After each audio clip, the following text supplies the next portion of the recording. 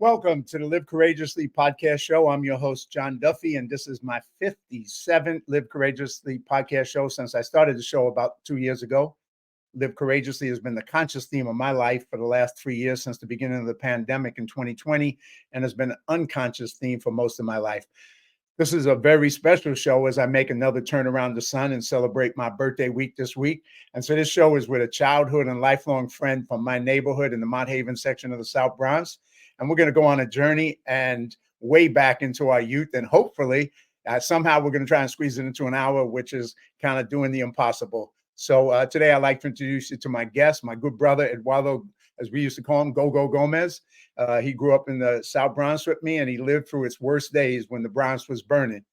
He went on to obtain his master's degree in education, in leadership and supervision at Nova Southeastern University, a bachelor's degree in sociology and psychology at Taylor University, and he also had future training at Barry University in Florida and did a master's study in school counseling and at the U.S. Secret Service School, a safety course.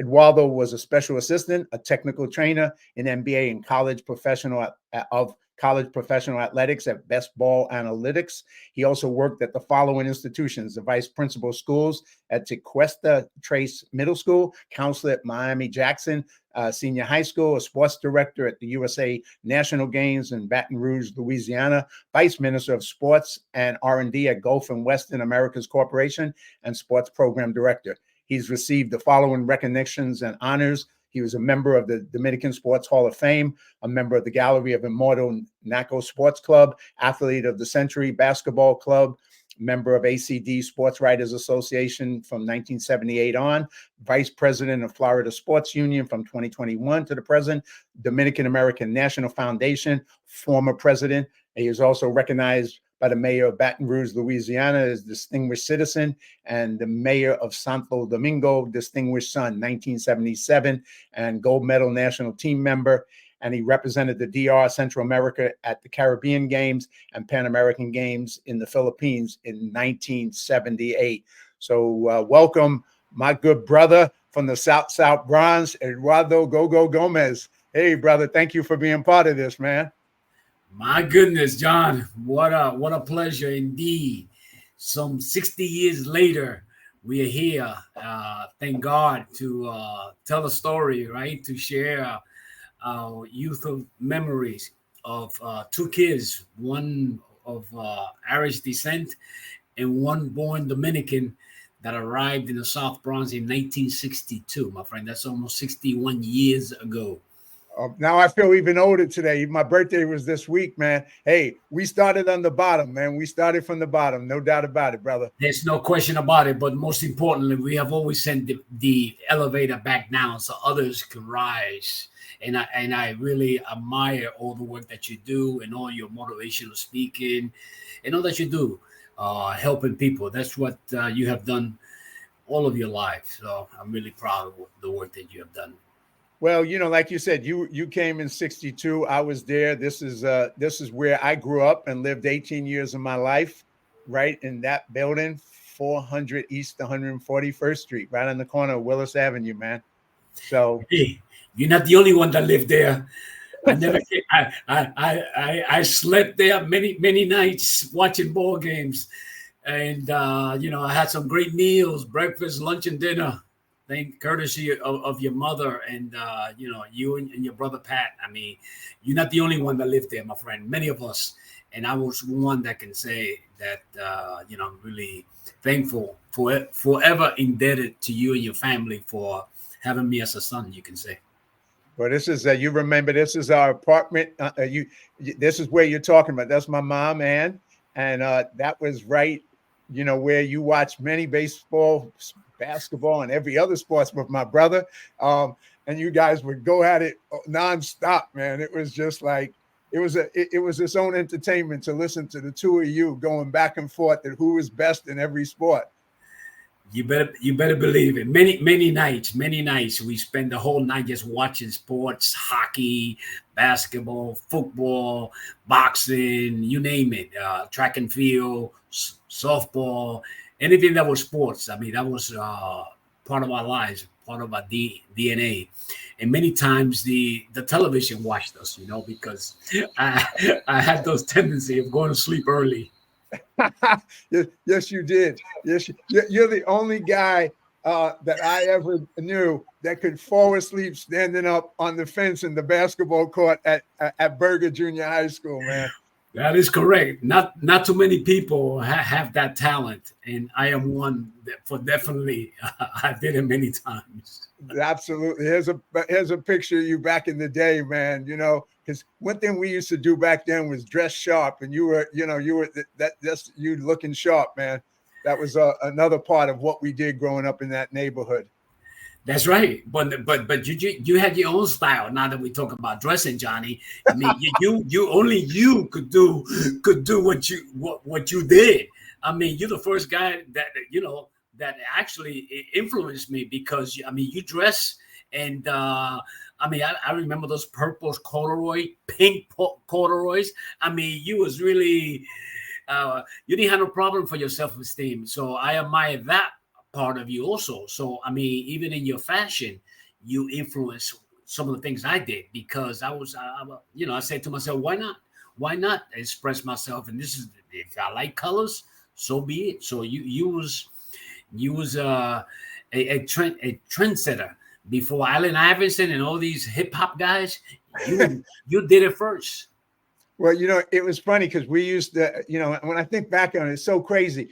But, fashion was a big part of growing up in a neighborhood like the South Bronx, right? And so, we kind of created our own style. And I remember we used to actually save our money up and go design our own pants and have tailors make our pants. And then we'd play basketball in it. I mean, it's so crazy thinking back on it. But like, it was all about style. We all wanted to represent, we wanted to come out and look good and just, we're living in the ghetto, but we felt good about ourselves, You better believe it. We were maybe economically and money wise, we were poor, dirt poor, but we were so happy. We were very rich, and fortunately that we survived, like you say, and your motto, only the strong survive. Well, we had to be strong. We didn't have a choice. Well, a lot of why we did, and one was family, because like you said, you spent time over my house. I spent time over your house. Your mother, Annie, was like my mother, as just like my mother was your mother. That was one of the things that made it so. For people outside, they couldn't understand because they saw it as just a horrible ghetto, which it was. But for us, it was family and friends, and we didn't see all the negative. We saw all the good that we were experiencing with, and I'm gonna put up your mom, a picture of your mom that I got right here, and that's your daughter as well. And it's just like, it's that kind of moments in time that just sustained us when we were kids, right? You better believe it. It was different times, I guess, and but we were brothers. We were family, and I mean, that's today. It's unfortunate that in our most impoverished neighborhoods, that's not happening because of the violence and gangs, which is crazy to me. I can never understand how, you can poison your own family, your own people. I mean, it's crazy, and I wish it was different, because I thought we had it bad during that time, but I mean, you can't even compare the world that our kids are living in today and what they're facing. I mean, it's really unfortunate to see how far down we have come as a country, America. It's unfortunate, because what a beautiful country, and the best country in the democracy in the world. But we have gone back race relations. So much is so unfortunate. Well, it's kind of hard for people, we went through so much together, and even on our block back then, but it was different, because I was on 400, Fort 10 was where all the Puerto Rican friends of ours lived. You were down on 434, right? Was it Yes. 434? And 434. 436. 436. 436. That's right. 436. And then beyond the block. So it was kind of divided. I was the white kid up there. The Puerto Ricans were in the middle. You were further down the block, the Dominicans. And then the African-American black kids were down further. Right. And I kind of I went up and down the block, and the other people were like, like they stayed where they grew up in their building, and I'm like hanging with everybody. And because of you got me into, this is me, a picture of me playing basketball on somebody's hoop in the back of their house. But we grew up, man, and you got me on a team because we play street ball, but you got me one season on a team down at Berger Junior High. And that was the first time I actually played team ball. And it was the best experience I ever had, man. And you introduced me to a whole nother world of basketball and people. And it just brought in my life that, that one particular season that we played at Berger. But you remember all that, man. Correct. You play under Coach Ralph Bacon, who played college at Southern Illinois, the same school where Walt Frazier went to school. And we were very fortunate at the times that we had what we call night centers, and the middle schools there were open at night, like from 7 to 9:30 at night. That gave us an opportunity to play ball, to meet men's like you and many others like us. We didn't have a strong father figure at times in our lives. They were the role models. They are the one that took us under their wings. People like Nate Archibald, people like Walt Simon, and like I said, Ralph Bacon, Vinny Brewer. These are some of the guys that really I have a lot of respect for, because mentoring worked. I mean, here's Nate Archibald, who lived down the street from us at the Patterson Project, who was a dear friend till this day, and Hall of Famer. Person that's never forgotten the South Bronx. And when he was an NBA All-Star, leading scorer in the NBA, the only man that ever lead the league in scoring and in assists the same year, 34 points per game, 12 assists per game. He was still hanging out in the summer playing with us at the Mitchell house. And I remember many nights we played till 5 o'clock in the morning, and he lived out in Long Island. So quality people, quality role models that came back to the city, have never left the city, and helped others, kids like you and I. So I'm a result of people like Nate Archibald. So I thank you, Tiny, for that you did for me and all the kids in the South Bronx. Well, we played all the time, and then obviously you grew bigger, and you just became in another league compared to me, man. Because I was like, hanging out with some of you. I mean, just you went so far, because basketball was something that took you to another level. It took you to school. It took you to playing in the Dominican Republic. It took you to all kinds of places. For me, what I credit basketball with, and I still play it to this day, is it credited me. It gave me to not get caught up in heroin and drugs, because it was my drug. And I wanted to play basketball, like you said, until 5 a.m. I didn't want to go home and go to sleep. I wanted to play basketball.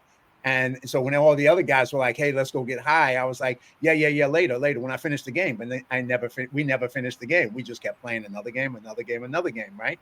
So that is correct. So I didn't get the talent as good as you, or the size, but you went on to create some great stuff as a basketball player. And I mean, tell us a little bit about that. Tell us about your journey with basketball, because I think it was a great journey you went on. Well, before I went on that journey, I'd like to say that you went on another journey, and that was education. That was reading. Your passion for reading was unbelievable. And actually, I want to share this story because, I remember that day that you told me you was dropping out of school. It just hit me so hard. I couldn't believe it. But then, you was honest and with me, and you told me, but I learned more at home. And I said, what? Well, I'm a witness, because you had a bookshelf just like you have in your background right now, and you had all these books that you read. So you was reading so much, and reading is power, right? And knowledge is power, and I was really impressed by that.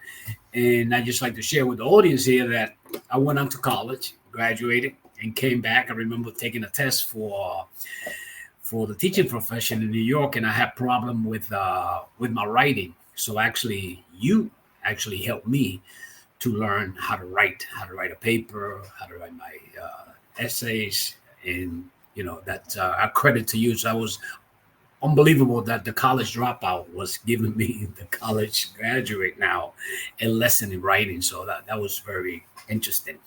But Johnny, sports has been part of our lives, and I mean, I owe my life to sports, because if it wasn't because of sports, we wouldn't be here today. And actually, because he helped me survive. When we first won in 1962, we started out at PS 30 elementary school up on 146th Street. And I remember going to school there, and the 1 week I had 4 fights in 5 days. Basically, because I was different, because I was a Chico, and give me your money, they'll slap us over the head. And actually, I went out one day and played ball with some of the guys, Raymond Jones and a couple other guys. And then after that, they say, hey, wait a second, that Chico is bad. Meaning I was good in sports. Right. So from then on, I mean, they protected me and never had another problem after that. So that was the first value of sports. The other value was that I was taught right across the street from us, from your house, was Willis Avenue Methodist Church, where I played on my first team under Mr. Barkley was our coach. I think he was a priest there or worked for the church. And I remember how he taught us the value. Hey, if you want to be a good ball player, then you couldn't drink, smoke, or do any drugs. So I wanted to be a good ball player. So that put a stop to that. I remember the second team I played on was Glad Tidings Church. That was a church, that was a group of Mennonites that came to do work in the city. Remember that church, Glad Tidings? So I played on that team, and I remember the first encounter I had with drugs or marijuana. Actually, after a game, a couple of teammates and cheerleaders were smoking marijuana. So I just came in. I was cold, you can say. And sure enough, one of the young lady passed a marijuana cigarette to me. And I looked at it. Everybody looked at me. That was my first encounter with peer pressure. Without saying a word, I just passed it on to another young lady and says, I don't want any now. So I left it maybe up in the air, maybe later. But anyway, that decision there, I had already made that I wanted to be somebody, that I wanted to be good in sports. So I wasn't going to put that poison inside of my body. Because as you know, and we saw it around us, we saw how kids started doing drugs back then, was actually sniffing glue. From that, graduated to marijuana. From then, they graduated into heroin. And we saw kids lose their lives through this drug. So that was a heck of a lesson that we had to learn fast. But I was very fortunate that I had people in my life that gave me a way out, that told me, hey, you can make it. However, these are the parameters that you have to stay within them in order to make it. So I played at the middle school there. Then I went on to high school, Aviation High School in Queens, where I played 1 year, and I was able to get some scholarships, and ended up going to Taylor University in Indiana, where I played for 4 years under the legend Don J. Odo. May he rest in peace. After that, I started. That's our school in Upland, Indiana. That was my first trip there in 45 years. It was an unbelievable experience where I learned so much. It was really a cultural shock for me, going from the South Bronx to a little town, maybe 3,000 people in a different world in rural Indiana. It was unbelievable. The first year was kind of tough, but only the strong survive, John. And when I went there, I went with a goal. I am not coming back until I make it. So yes, so only the strong survive. We also had at that time, now that you put that title, Jerry Butler, the Iceman, had a song. The title is Only the Strong Survive. And that was one of my theme songs, because back then we had music was positive, was influential, and was rewarding. And what can I say? It just gave us so much energy, positive energy. Another one of my favorite songs was from James Brown, and it was called Say It Loud, I'm Black and I'm Proud. I mean, he told us that even though we were Latino, we were in Anglo, that we were proud of who we were. So that kind of energy was very important that we received from our artists, our songwriters, our mentors around us, our sports figures like Muhammad Ali. he said, many things. It's Muhammad with Bill Russell and Jim Brown and Lou Alcindor. Later on, he converted to Islam and became Kareem Abdul-Jabbar. But these guys, they stood for something. They'd say, they were fighting for civil rights, and they boycotted the '68 Olympics in Mexico City because of the condition that the Black Americans and the minorities were going through in America. And these guys, Lou Alcindor, he lost millions of dollars in endorsement. And John Carlos, remember John Carlos and Tommy Smith, when they won the gold and silver medal, they raised their fists up in protest. And they lost all the monies, and they were blackballed, you can say. So, see, we also had a rich cultural experience growing up in the 60s and 70s, not only from the athlete, the songwriters, not only from the blacks and Latinos, but also from a lot of Anglo Americans and Jewish Americans and Italian Americans that they saw that it was a time for change. And back in those years, we had the Vietnam War coming in. I remember Muhammad Ali was drafted, and he decided not to go. So they stripped him of his title. And he says, no, hell no, I'm not going to kill those Khan. They're yellow people just like me. So, wow, that was a big shock to me. What do you mean? They're yellow people just like me. I'm not going to go and kill people. So, they stripped them. And when it was my time in 1971, I think I was number 76 in the draft. They had a draft back then. I decided I was going to follow his footsteps. So he inspired me that much. I went to Arthur Avenue that was the draft board. And I applied. I got the application. I got my pastors from the church to endorsement. And so I applied for conscientious objector, the CO status. I didn't even know about it until Muhammad Ali. So see how much the athletes of then, the mentors, how much they care about us, how much they inspire us. And then, Johnny, and to your audience, I remember going to the Vietnam Memorial War. And when I went there, I couldn't believe the names of the Latinos that passed away there, and how many Gomez's I saw there. So I saw flashbacks and said, wow, that would have been me. Because the Black and Latinos, they were in the front line. In that war, that was never a war. It was a conflict, because even when they came back with no legs and in wheelchair, they didn't treat them as veterans, because supposedly it wasn't a war. It was a conflict. So it's you just covered so much. Obviously the what we went through in a neighborhood that was so unique, because it was the South Bronx was the worst, if not, the worst neighborhood in New York at the time, maybe in the country. So we had all that going on, but then we had all this cultural stuff going on, like you said, the music, the cultural revolution going on. I remember going to see James Brown at Madison Square Garden. My first concert, I got enough money to go down there. And it was like, man, it blew my mind. It was so great. And then we had, all the political stuff going on in my neighborhood. And you probably remember, because like you said, I was a big reader when I dropped out of high school.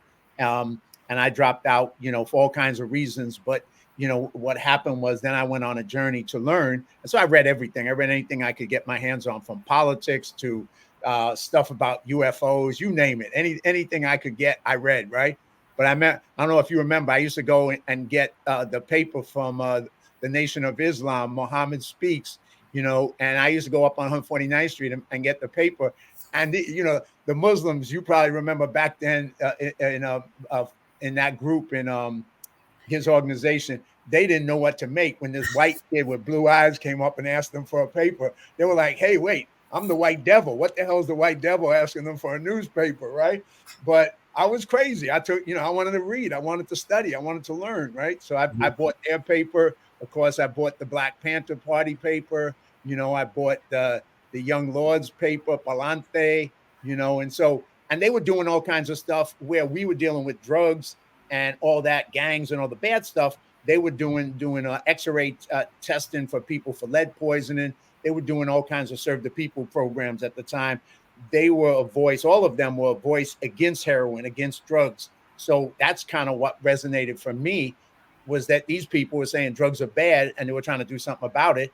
and other people weren't. So I said, well, yeah, I want to do something about it. I want to stop drugs. I want to stop heroin in my neighborhood. So that's kind of what united us as well. That's part of the reason I read so much. Well, I grabbed a couple of those books. I remember Soul on Ice by Urge Cleaver. I remember Sullivan Brothers, and many others that I borrowed from your shelves. I remember my first book that I read from completely was Man, China, Promised Land by Claude Brown. And later on, I read another book that was very similar by Perry Thomas, Down These Streets. So see, those books, they were describing our lives, and we got so much energy from that. And during that time, like I said, Cultural Revolution, 1965, Malcolm X was one of the other books that I grabbed from your shelf and read from beginning to the end.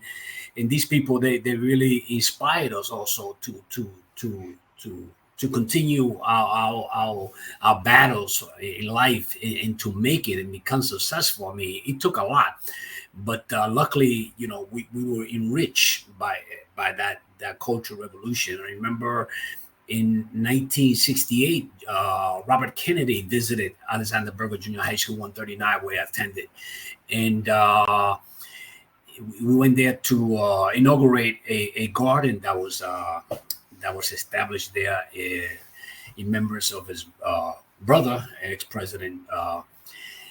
Yes, that's Roosevelt Greer there. That was one of his bodyguards. But I remember a picture right on 141st Street in our block where they were together. And I remember, being part of that. That was a great experience, to see him come down a few years later, or maybe not a few years later, a few months later. I think, yes, in 68, he was assassinated, as he was now from Attorney General. He went on to become a presidential candidate. So, we had a lot going on there in the South Bronx as far as the cultural revolution also. And people like Willie Colon, that was a great musician, actually played at my prom, 8th grade prom. I remember him playing. For those friends that are out there watching this podcast, Juana Peña La Bellona. That was the first time he played that song. So I see a lot of people also went back and helped us and inspired us. And I got an opportunity later on in life to thank him for doing that. Well, I always say life has been so interesting for both of us because we went, on such a journey, different journeys. But like when you reminded me of Kennedy visiting the South Bronx, I just realized, that I work out in Gold's Gym here in Venice, and RFK Jr. works out at the gym with me. So it's kind of like full circle, right? From there in the South Bronx to today. And like you always make fun of me, and I had totally forgot it until you reminded me. But you said when I was younger that this was the guy I was trying to be like. Yes. So you always tease me about this. And I was Dave Draper, the blonde bomber. So you was into sports. You was into basketball. You was your favorite basketball player was Will Chamberlain, and of course you always have to go against your brother. His favorite was Bill Russell. So I mean, we had many debates about who was the best. I mean, you even imitated his shot, a fall away 1-footer high off the glass. That was his classic shot. Which was amazing. So you was also into wrestling with Bruno Sammartino, Carl Bobo Olsen, Argentina Apollo, and you was into bodybuilding, like I said, basketball. Of course, we spent yes, also karate, also with you follow the martial arts. Yeah, so you was a pretty interesting guy also. Yeah, well, it's kind of a crazy journey. We both. I'm gonna throw a bunch of pictures of you up because and you're gonna tell me about some of them. Before I forget, let me tell the audience that one day, just to see how far we go. I remember we went to Palisades Park. That's an amusement park in New Jersey.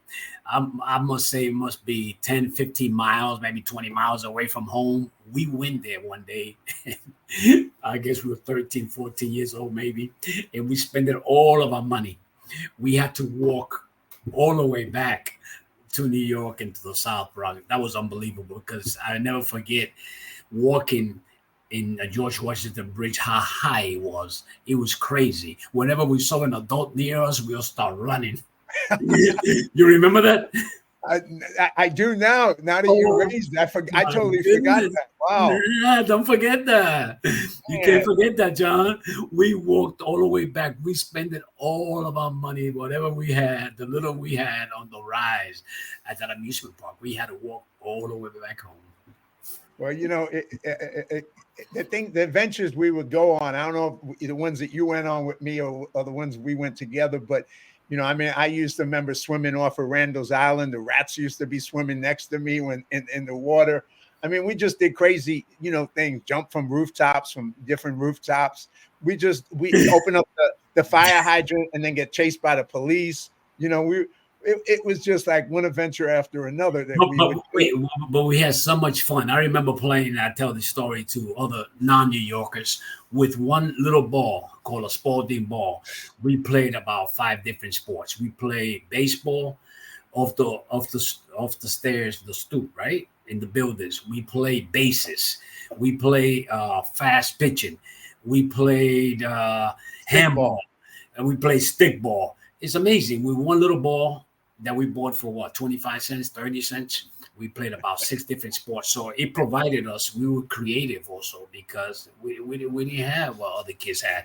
We went out, the only time we could play football, tackle football, when it snowed, because we didn't have any fields and we didn't have equipment. The only one that had equipment was your brother Pat. And he'll play against us with helmet, with shoulder pads, and he just bully us. Exactly. And we would try and get him so bad because he was the only one who was working who could afford equipment, right? And like you said, with the Spalding ball, when the Spalding ball would go down the sewer, we would put strings with bubble gum to try and get the ball and get it back because we couldn't afford the ball again, right? That's all we had. I mean, it was a little pink ball. A little pink ball. We played about 6 different sports with one little ball. That's all we had, my friend. We didn't have much. We didn't have much. Even our basketball, we had to kind of make it sometimes and get the rims were hangers that we put on the floor. Remember to dunk? Yeah. Well, I remember me and my brother were playing in our apartment with the hangers on the, on the thing. And my neighbor down below us on the second floor kind of was banging on the thing, and we kept playing. We're crazy kids. So he comes up and bangs on my door. I open the door and he puts a gun right in my face. And he's going to shoot me, right? And I'm like, slammed the door on him, and now I'm freaking out, man. We're like teenagers and this freaking guy got a gun on me. And then, of course, we stopped playing that night. So, but yeah, it was crazy, man, what we would do to just have fun and just, make the best of what we had. And we did. Yeah. We were in heaven. Well, the funny thing is, like you said, we didn't have a lot. But, when I look back on it, I feel like I had so much. I didn't feel deprived. I didn't feel, I remember the first time I kind of muscled my mother into get me a pair of Converses because we couldn't afford them. And she was buying what we used to call skips, which everybody made fun of you if you didn't have Converses, right? Skippers, right? So I convinced her to finally save the money and buy me a pair of Converses, which she did. And I was in heaven, man. I had my first pair of Converses. But, we felt like we have food, we have friends, we have family, we had clothes, and we were all right. We were all right. And we communicated with one another. We spoke. Most of the kids now, I mean, they have all the distractions, the phone and the computers, where when we got together, we spent a lot of quality times. I mean, we spent so much time, we could spend our whole life talking about it. We did. Well, yeah, we could. And trying to jam all this into this hour is going to be tough. But I'm going to show a lot of pictures of you, and you're going to tell me about what some of them are. But this one's one I really like from you with the quote in the background. Anytime you have an opportunity to make a difference in this world and you don't, then you're wasting your time on earth. And tell us about that. But I love that quote. It's a great picture of you.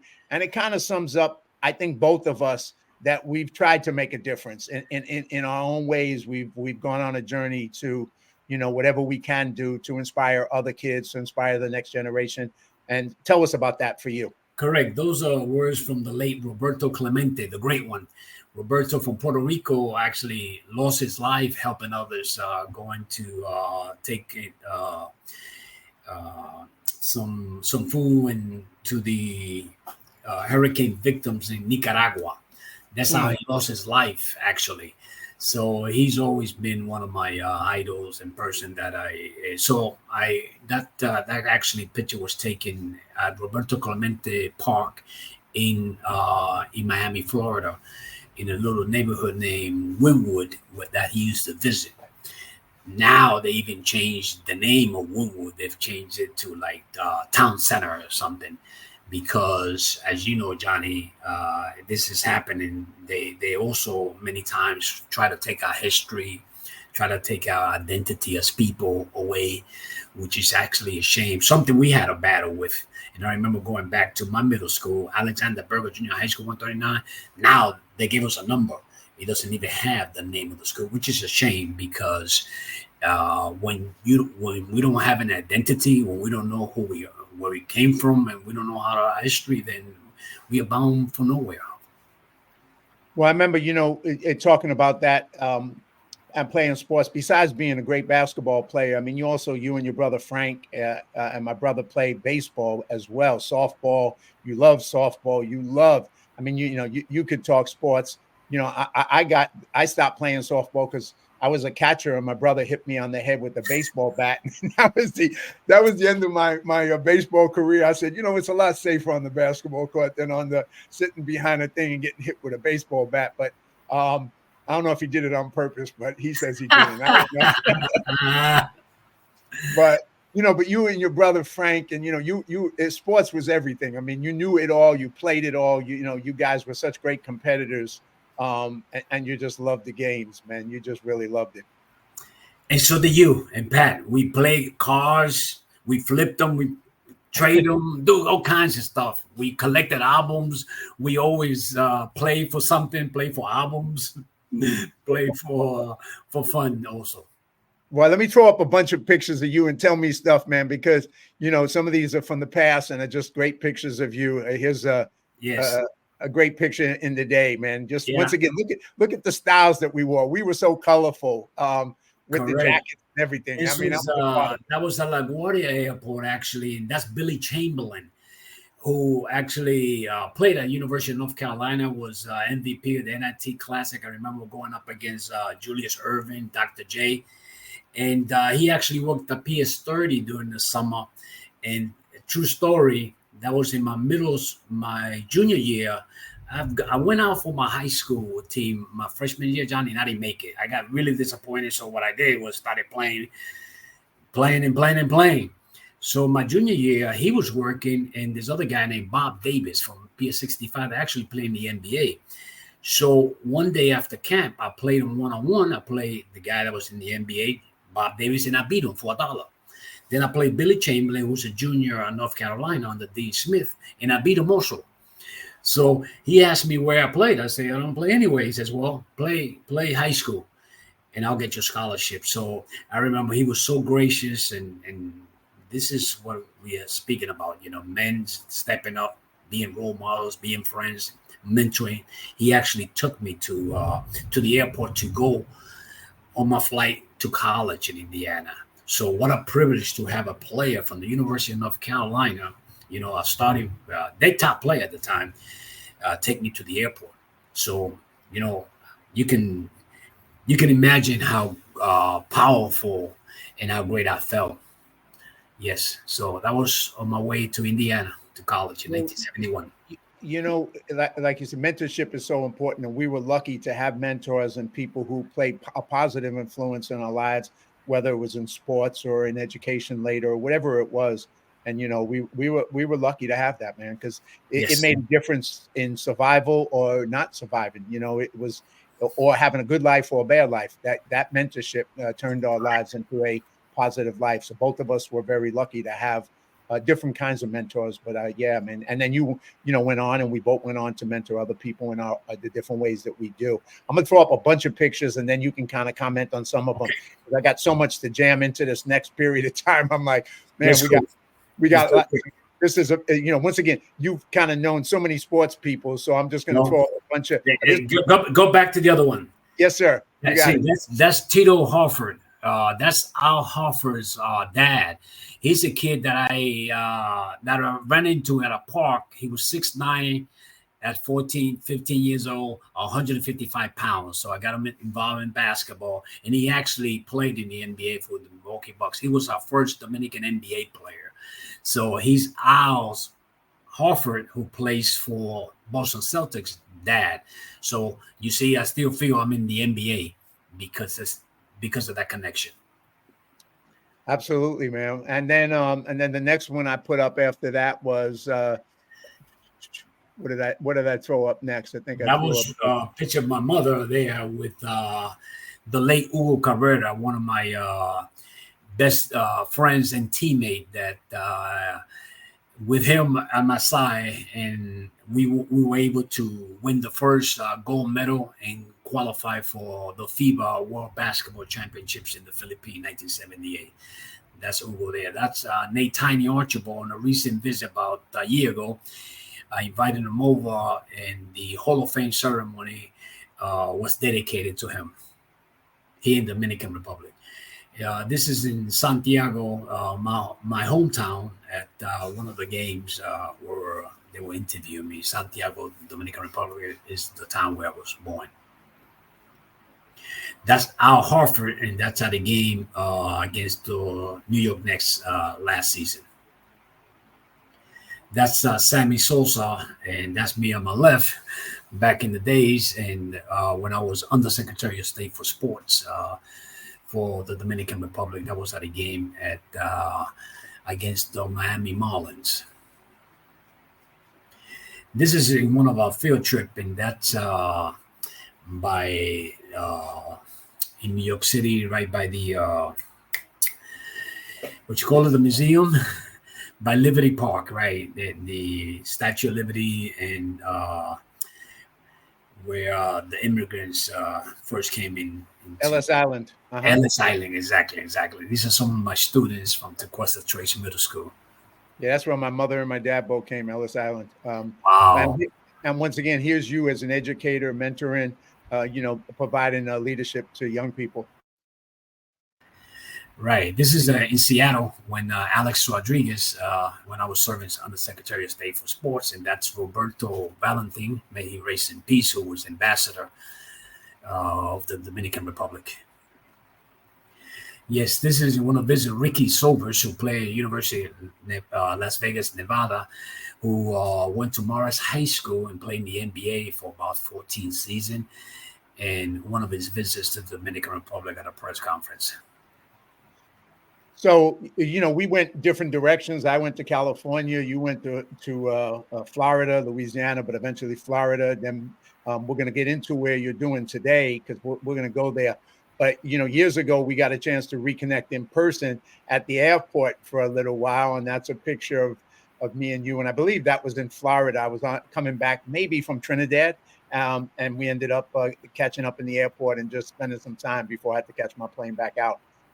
Yes, that was in Miami, Florida, to be exact. Yeah, and I think this might have been the same time I got to hang out with your sister and at her house, and that was a fantastic visit with her. I mean, she was, once again, another great, young woman in the South Bronx. Just another one of our friends, from my friend, your sister, Dulce. And I know she's traveling today. She wanted to be on this, but she can't make it, unfortunately. Who actually did pretty well for herself. She went to Brandeis University, same college that Angela White Davis, one of our the people we follow also. And from there, she went on to Georgetown University, and she recently retired. She was the chief officer for the National Wildlife Federation in Washington, D.C. So she's another survivor from the South Bronx. A great woman. It was so much fun hanging out with her after all those years and getting the chance to spend time. It was so cool. Had a great time. But, even before that, just to take us on a little bit of a journey, when I came back to New York from Chicago, when I was going to school out there, I ended up taking a trip that you don't remember, just like you remember things and there's things I don't remember. And I ended up taking a trip to the DR. And your brother was the one, Frank. And here's a picture of me up there with you at an event. But he told me to go do it. And I was like, I tried to call you. Back then, we didn't have cell phones. So he said, just go, just take a trip and you'll call him from the airport. So I get to the airport and none of the phones work in the airport. Now I'm like, well, where is he? How do I get to hang out with you? So I ended up going to Casa de Campo on the west coast of the island. And then, I crashed that night and I realized when I got up how expensive it was. And I was like, oh man, I don't even know if I can afford this. And then I went down to the lobby and I said, hey, does anybody know Eduardo Gomez? And it was like, everybody knew you, of course. You were doing the sports program for Gulf and Western. So they called you, you came by and you picked me up and you told them I was with the Yankees and give me the Yankees rate, which like reduced it in like less than half or more. And then you took me to your house and we hung out. And then I'm going to throw up another picture. Maybe this will help you remember better. Wow. And that's the three of a friend of yours and me and yes. you hanging out.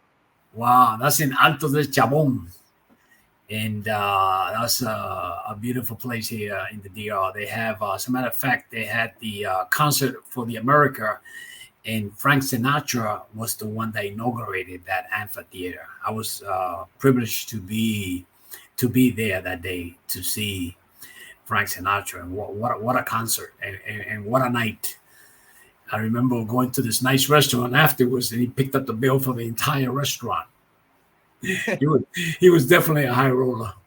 Well, the other it was a funny trip for me because the other pieces of it that were even funnier. So when I first got over to the airport in the DR, right, I had never, traveled that much. And so I get over there and the airport security thinks I'm a drug dealer. And they take me in and they do a whole body pat me down. They start questioning me.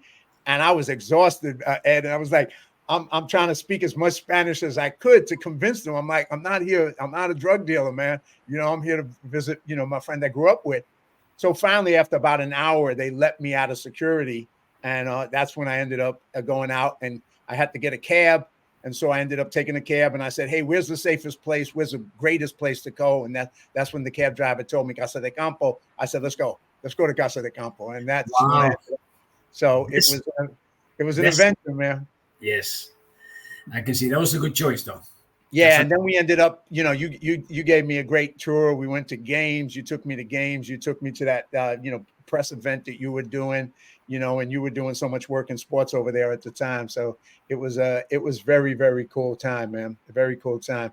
But let's jump forward, and then maybe we'll go back a little bit again. But just recently, you were involved with this thing right here, the Bronx Basketball Hall of Fame dinner, and you just came from the DR, went to the Bronx to be part of this Bronx Hall of Fame basketball, Bronx Basketball Hall of Fame. Tell us about that. Well, this is the second year of the Hall of Fame, and I was very fortunate to be selected in the selection committee. And this year, Steve Shepard, the Bear from DeWitt Clinton High School and All-American in Maryland, and also played in the Olympic Games 1976. And Butch Lee were two other people that the athletes that were inducted.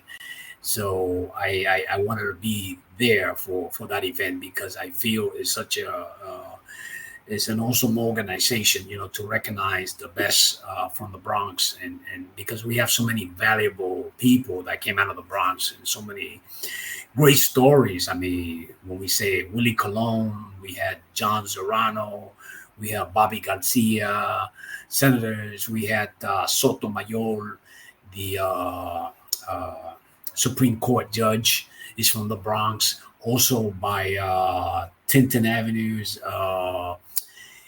the ex-General Colin Powell. From the South Bronx.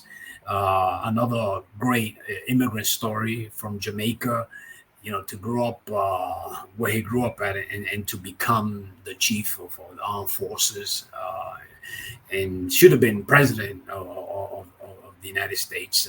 It's a story of his own, It's amazing how, in despite the obstacles that we faced and the poverty and the danger, uh, the criminal activities that we had to survive, that we survived. I mean, we had to be strong to survive.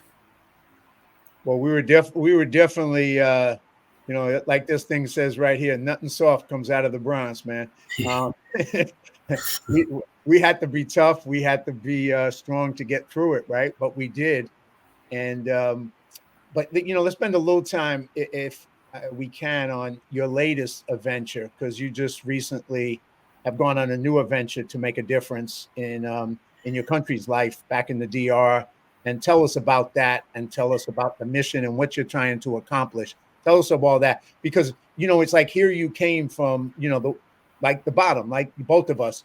And rather than forgetting about people, you've contributed. You contributed as an educator. You contributed as an athlete. You contributed as running sports programs. You've just kind of found all these different ways to make a difference in people's lives. And I think that's kind of what we had in common, coming out of who we were and why we were brothers in the South Bronx. But tell us about your new journey. How did you get involved in it? What are you doing? What are the goals, and what are you trying to accomplish today in Dominican Republic? Well, I retired almost 2 years ago from the school system in Florida, so I needed to remain active, and I wanted to do it in a good way. So it just so happened that I got introduced to the national chief of police here in the Dominican Republic, and he was initiating a sports program that is called De Vuelta al Barrio, which means back to the neighborhood or back to the hood. And basically, what has happened here in our neighborhoods and neighborhoods all around the world, in the United States and different countries, where the neighborhoods where the great people, where we all came out, most of us came out from, are now the heroes there. Are the drug dealers? The heroes there are the gang leaders, and that's not good. And so our kids are being pulled each and every way by them, and we don't have enough people pulling kids and letting them know that via education, sports, and discipline, they can accomplish anything in life. Instead of taking the easy way out, is actually going to lead to jail, to death at 35 years old, is more or less in that world your lifespan. You're going to be in jail or dead. And not only that, you ruin your personal life, but all the lives of all your family members. So we are giving them another option. So the top athletes of the Dominican Republic has risen to this challenge, and we have done 5 events right now, and no one has turned us down. Whoever hasn't been present is because they had a scheduling conflict, and we have had at our next event, which is going to be on the 26th. We're going to have our 4 Cooperstown Hall of Famers: Juan Marichal, Pedro Martinez, David Ortiz, and Vladimir Guerrero. We're also going to have some other top athletes. Tati Jr. from the San Diego Padres. We're going to have this kid, Ellie, from Cincinnati. Many great players, Moises Alou, ex-players.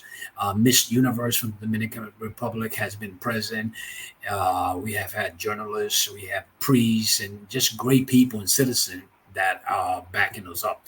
So what we do there is present a way out to kids, present hope that via education and sports and discipline they can accomplish, because we did it. So if we did it, they can do it also. So we're trying to visualize for them the journey and the route to take in order for them to make it in life. Because if not, we're just going to continue losing and losing and losing. And I feel that I don't have one day left in my life that I can waste without sending this message out to kids, without transforming life, without giving them hope in life. And I think we have a great program that what we do this right after the event, we do events for them. We do tournament leagues that we provide for them a stage where they can perform where they can receive support and where they can be engaged, like we were engaged in sports and activities. That kept us.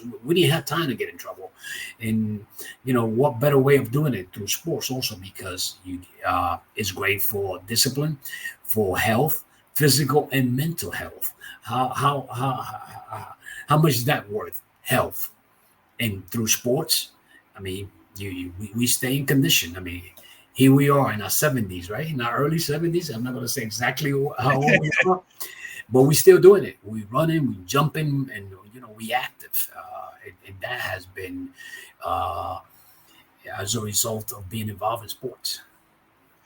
Well, I about 10 years ago, I got a chance to go scout the DR. That was my second time over there for a movie. And I ended up going through 3 of the prisons. I got a tour inside the prisons. I walked through the courtyards of the prisons with the wardens there, and seeing how bad the conditions were inside the DR's prisons, So just, like you said in the beginning of this, that's the alternative if you don't give them a positive alternative, and they deserve better, and they can accomplish more if they're given that alternative and they take it. And if they learn, they use sports, they use education, then you got a positive future. Like we created a positive future because we use sports and we use education to create that positive future. And that's what they need. And that's so for what you're doing with that, I think is so powerful. Once again, that you're making that contribution. You're going from the South Bronx back home to the DR and making a difference in these young people's lives, man. It's powerful. It is. And we are blessed. We're truly blessed to be able to do that. And we owe it to ourselves. We owe it to our mentors like Billy Chamberlain, like Nate Archibald, among others, Vinnie Brewer, Ralph Baker, that were there for us and guided us and gave us an inspiration to do what we have done in our lives. I mean, we couldn't have done it by ourselves. And like old cliche, it takes a village. It definitely takes a village. It takes family in order to support one another, because without that, we wouldn't have made it. We had so little. We came. You're talking about dirt poor. I remember our clothes. My first clothing would. My parents shopped at the Salvation Army on 3rd Avenue. I remember going to school and people were laughing at me, students, and I said, "What are you laughing at?" "Oh, they say that coat is a girl's coat." I said, "How do you know?" I said, "Look at the collar." I said, "Dad, please buy me another coat." So I actually went shopping with my dad. He bought me another coat for $1 and a hat. Remember those aviators hat? Yeah. Well, and do you remember my mom used to also go shopping at, there used to be I forget the name of the bakery, but they had a day-old bread or 2-day-old bread, right? Or 2-day-old dessert, because they couldn't sell it as new. So they sold it at a different location. I So remember that. Yeah, because she couldn't afford to get the discount, discount for even for bread. That's how we were. And so that's what we grew up, man. We were like, we had parents who did whatever it took to provide for us, but it was what it was.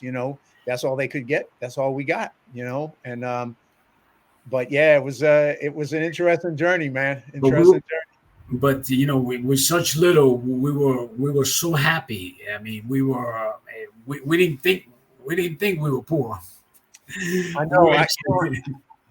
I always say it because you look back on life and people look back on life and say, well, was it a bad thing that we grew up in the South Bronx in poverty? And I say no, it was a great thing, because it made us who we are, and it made us appreciate and be grateful for the things we have in life, because we started out with nothing.